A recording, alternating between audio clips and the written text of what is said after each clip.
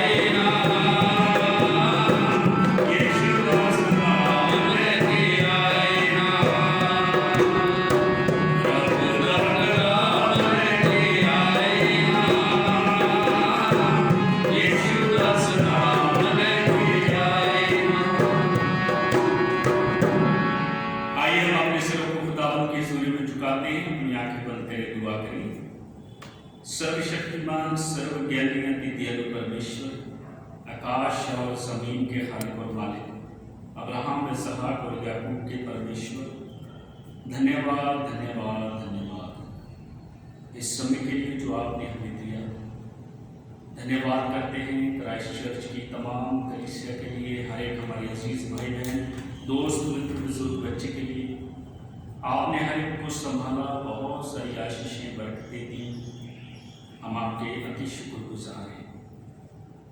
खुदावन, हम प्रार्थना करते हैं प्रभु जी, जब पूरी दुनिया में कोविड-19 की वजह से प्रभु जी लगातार हालात बिगड़ रहे हैं, खुदावन आप हमारा सहारा है। आप हमारे प्रभु हैं, आप हमारे उद्धारकर्ता हैं। हमारा विश्वास, हमारा भरोसा खुदाबंद आप पर है। खुदाबंद ये बीमारी आपके सामने कुछ नहीं, खुदाबंद ये वायरस आपके सामने कुछ नहीं। आपने खुदाबंद इस दुनिया में अपनी सेवकाई के दौरान बहुत बड़े आश्चर्य कर्म किए, बहुत चिन्ह दिखाई है खुदा। जब पूरी दुनिया में लगातार दुआएं होती हैं खुदावंद की कोविड-19 बीमारी इस दुनिया से खत्म हो, ताकि प्रभु जी आपके लोग बच जाएं, सब लोग प्रभु जी सेहतमंद रहें। और ये दुनिया खुदावंद जो प्रभु जी आपने बनाया, ताकि खुदावंद इस दुनिया में रहकर हम लोग प्रभु जी आपकी स्तुति आराधना आपकी सेवा कर सकें। जब संपूर्ण दुनिया प्रभु जी उनकी दुआएं हैं, उनकी प्रार्थनाएं हैं खुदा, हर एक की फरियाद है कि खुदावंद कि वो इस दुनिया में रहते हुए आपकी सेवा करते रहे। प्रभु जी, प्रभु आप हमारी प्रार्थना को सुनिए, ताकि हालात दुनिया में सामान्य हो जाए, बहुत सारे लोग बच जाएं खुदावंद, ताकि प्रभु हमारे जीवनों में से जो गलतियां, गुनाह और पाप हो जाता है, आप क्षमा करने वाले खुदावंद हैं। खुदावंद आप दया करने वाले खुदावंद हैं, आप करुणा करने वाले हैं। अपनी करुणा दया अपने बंदों पर बनाए रखिए खुदावंद। और दुआ करते हैं खुदावंद, जो बीमार चल रहे हैं प्रभु जी, दुनिया के सबसे बड़े डॉक्टर आप हैं, अपने रहम कर्म के द्वारा खुदावंद उन बीमारों को चंगा कीजिए, ताकि प्रभु जी वो बिल्कुल सेहतमंद तंदुरुस्त होते हुए अपने घरों को लौट सकें और आपके नाम को महिमा दे सकें। दुआ करते हैं, जब लोग अपने घरों में रहकर दुआएं प्रार्थना करते हैं खुदावंद, एक एक की प्रार्थना को, दुआ को सुनना और उसे कबूल करना खुदावंद। प्रार्थना करते हैं प्रभु जी इसी तरह से सब जवानों के लिए, सब छोटे बच्चों के लिए, सब हमारे भाइयों के लिए, बहनों के लिए जो अपने घरों में रहकर प्रभु जी इस समय मेडिटेशन में हैं, उन सबको खुदावंद बहुत सारी बरकत देना, हर एक बीमारी, खतरे, वायरस, परेशानी से, हादसे से बचाना, ताकि वो सेहतमंद रहे, तंदुरुस्त रहें। और जो ऑनलाइन खुदावंद वर्क करते हैं, उन सबको खुदावंद उनके काम के द्वारा बहुत सारी बरकत देना। आज की इस इबादत के लिए जो गीत वचन गाए जाते हैं, आपकी ओर से हो, और प्रभु जी हम सब के लिए बहुत सारी खुशी लेकर आए, हमें आनंद बख्शे और हम आपके आनंद में प्रभु जी संपूर्ण बने रहें। और उस तरह जो कलाम सुना जाए, पढ़ा जाए, वो आपकी ओर से और हम सब के लिए बहुत आयत से बनता है। इबादत की बाकी सारे समय को आपके हाथों में देते हैं, हमारे साथ होना, हमारे लिए काम होना। प्रार्थना आपके प्रिय पुत्र यीशु मसीह के नाम से मांगते हैं, आमीन। आइए हम खड़े होकर परमेश्वर के पवित्र वचन में से सुनेंगे संत मत्ती लिखे सुसमाचार उसका 13वां अध्याय और उसकी 1 आयत से लेकर 9 आयत तक और उसकी 18 आयत से लेकर 23 आयत तक। संत मत्ती लिखे सुसमाचार उसका 13वां अध्याय 1 से 9 और 18 से 23। ऐ यीशु मसीह तेरा जलाल, आमीन। उसी दिन यीशु घर से निकलकर झील के किनारे जा बैठा और उसके पास ऐसी बड़ी भीड़ इकट्ठी हुई कि वो नाव पर चढ़ गया और सारी भीड़ किनारे पर खड़ी रही। और उसने उनसे दृष्टांतों में बहुत सी बातें कही। एक बोने वाला बीज बोने निकला, बोते समय कुछ बीज मार्ग के किनारे गिरे और पक्षियों ने आकर उन्हें चुन लिया। कुछ बीज पथरीली भूमि पर गिरे, जहाँ उन्हें बहुत मिट्टी न मिली और गहरी मिट्टी न मिलने के कारण वे जल उग गए। पर सूरज निकलने पर वे जल गए और जड़ न पकड़ने से सूख गए। कुछ बीज झाड़ियों में गिरे और झाड़ियों ने बढ़कर उन्हें दबा डाला। और कुछ बीज अच्छी भूमि पर गिरे और फल लाए, कोई 100 गुना, कोई 60 गुना, कोई 30 गुना। जिसके काम हो वो सुन ले। 18वीं आयत से, अब तुम होने वाले के दृष्टांत का अर्थ सुनो। जो कोई राज्य का वचन सुनकर नहीं समझता, उसके मन में जो कुछ बोया गया था उसे वो दुष्ट आकर छीन ले जाता है। ये वही है जो मार्ग के किनारे बोया गया था, और जो पथरीली भूमि पर बोया गया ये वही है जो वचन सुनकर तुरंत आनंद के साथ मान लेता है, और अपने में जड़ न रखने के कारण वो थोड़े ही दिन का है। और जब वचन के कारण कलेश और उपद्रव होता है तो तुरंत ठोकर खाता है। झाड़ियों में बोया गया वो ये है, जो वचन को सुनता है पर इस संसार की चिंता और धन का धोखा वचन को दबाता है और वो फल नहीं लाता। जो अच्छी भूमि में बोया गया वो ये है, जो वचन को सुनकर समझता है और फल लाता है, कोई 100 गुना, कोई 60 गुना, कोई 30 गुना। ये खुदावंद यीशु मसीह की इंजील में से दिया गया हिस्सा है। इसके पढ़े सुने जाने पर खुदावंद हम सबको बरकत दे। आमीन।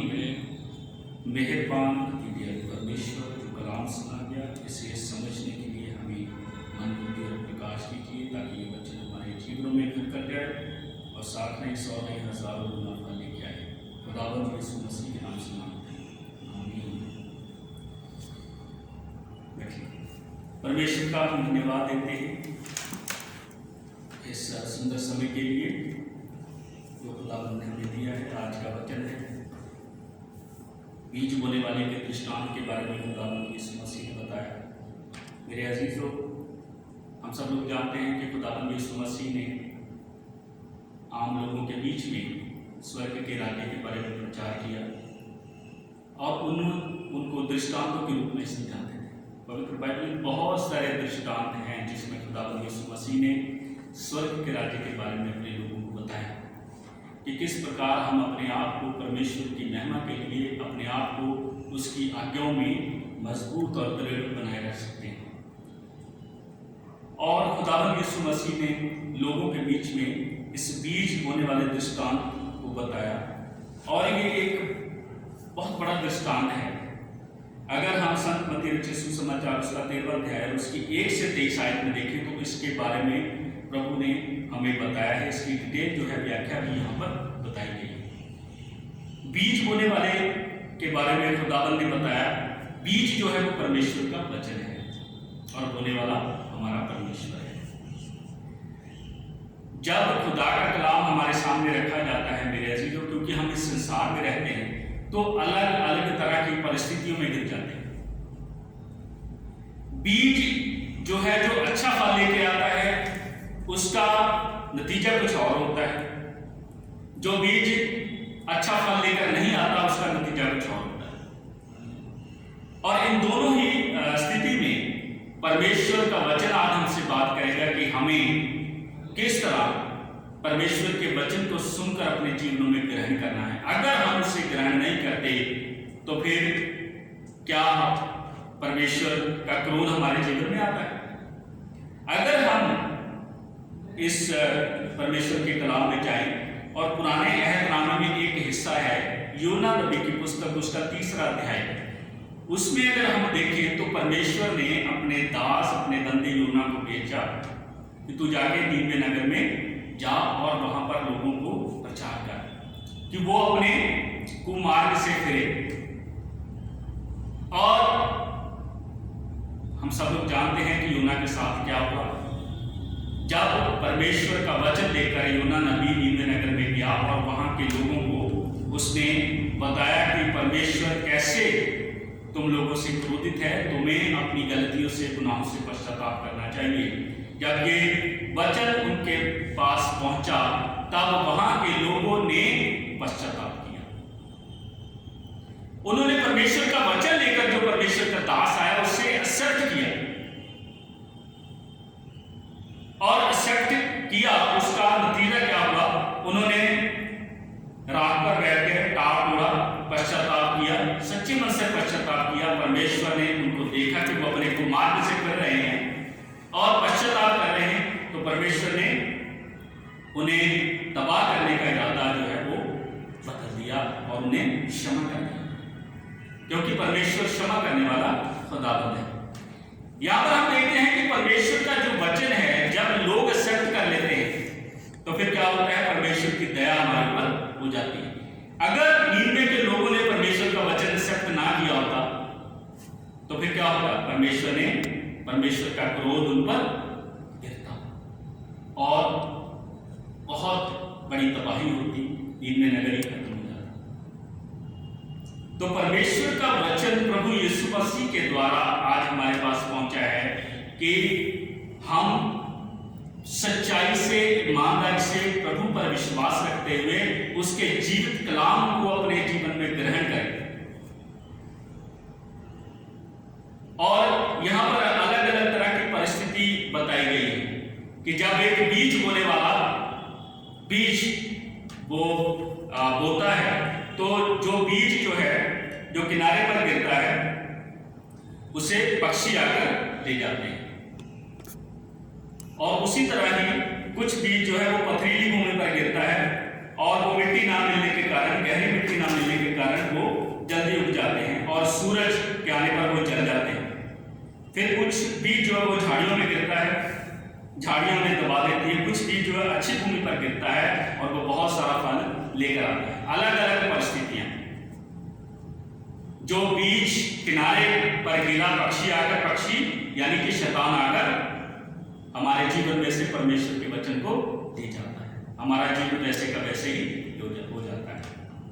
उसी तरह पथरीली भूमि पर जो बीज गिरा वो अपने में जड़ ना पकड़ने के कारण, यानी दुनियावी फिक्रों में, संकटों में, चिंताओं में पड़कर, उसी तरह ही कुछ एक बीज जो अच्छी भूमि पर गिरते हैं, यानी कि वो लोग जो दुनिया की किसी चीज का परवाह नहीं करते, सीधे मन से, सच्चे मन से खुदा के कलाम को अपने जीवन में एक्सेप्ट करते हैं, किसी की परवाह नहीं करते, उन्हें किसी बात का डर नहीं होता, वो संसारिक चीजों पर कभी भी घमंड नहीं करते, ना ही उन्हें किसी चीज का अभिमान होता है। वो सिर्फ डरते हैं तो वो परमेश्वर से डरते हैं और परमेश्वर की आज्ञा का पालन करने के लिए सदा तत्पर रहते, तैयार रहते हैं। ऐसे व्यक्ति, ऐसे लोगों में परमेश्वर का वचन जो है वो बहुत फल लेकर आता है और परमेश्वर के जो गुण हैं वो इंसान के जीवन में मजबूत बनते हैं। और परमेश्वर यही चाहते हैं कि हम लोग क्या हों, फलवंत बने।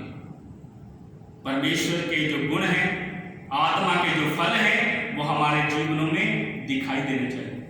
अगर हम सचमुच परमेश्वर के वचन पर विश्वास करते हैं, उसे सुनते हैं, उसे ग्रहण करते हैं, तो खुदा के फल, आत्मा के फल हमारे जीवन में नजर आने चाहिए। और परमेश्वर की मर्जी यही है कि हम लोग फलवंत बने। अगर हम पहला थिस्सलुनीकियों उसका पहला अध्याय में पढ़े, पहले अध्याय में बहुत ही सुंदर शब्दों में प्रभु के दास पौलुस ने बताया थिस्सलुनीकियों की कलीसिया को कि किस प्रकार उन्होंने बड़े विश्वास में रहते हुए हर एक दुख को, हर एक संकट को अपने जीवन में झेला है, लेकिन परमेश्वर की आज्ञाओं से कभी भी विमुख नहीं हुए। प्रभु का दास पौलुस उनकी तारीफ करते हुए कहता है कि मैं तुमसे बहुत प्रसन्न हूं कि तुम लोगों ने परमेश्वर के आनंद में मजबूत बने हुए हर एक जीवन की कठिनाई को अपने जीवन में स्वीकार किया और परमेश्वर के विश्वास में मजबूत बने रहे। और प्रभु के दास पौलुस ये भी बताते हैं कि तुम लोगों ने विश्वास किया, तुम्हारे में से और भी कलीसियां और भी बहुत सारे विश्वासी जो है प्रभु की नजदीकी में, उसके विश्वास में, उसकी संगति में बन गए। तो क्या हुआ, बीज बोया गया और बीज जो है बहुत ज्यादा अच्छा फल लेकर आया। उसी तरह मेरे अजीजों, आज जब खुदावंद का कलाम हमारे पास मौजूद है, हमने ना सिर्फ खुद परमेश्वर के विश्वास में मजबूत बनना है, बल्कि औरों को भी खुदावंद की नजदीकी में लेकर आना है। प्रभु के दास पौलुस ने थिस्सलुनीकियों की कलीसिया को ये बात बड़े ही उनका धन्यवाद करते हुए, परमेश्वर का धन्यवाद करते हुए कही कि तुम लोगों ने सचमुच परमेश्वर के प्रेम को अपने जीवन में बनाए रखा है। और प्रभु के दास पौलुस ये भी कहते हैं कि जीवन के अंत तक हमें इसी तरह ही खुदावंद के विश्वास योग्य बने रहना है, चाहे परिस्थितियां कैसी भी हों, चाहे कितना भी कठिन समय क्यों ना हो, चाहे कितना भी दुख क्यों ना हो, लेकिन हर बात में हमें धीरज धरना है और परमेश्वर की खिदमत को करना है। आज हम अपने जीवन में देखें कि कैसा समय है, कितनी कठिनाइयां हैं, कितनी मुश्किलें हैं, लेकिन हर हालत में खुदा का वचन जो है वो बोया जा रहा है और इस वचन को हमें मजबूत और दृढ़ बनाना है, अपने जीवन में ग्रहण करना है, अपने जीवन में इसको बनाए रखना है ताकि ये और फल लेकर आए।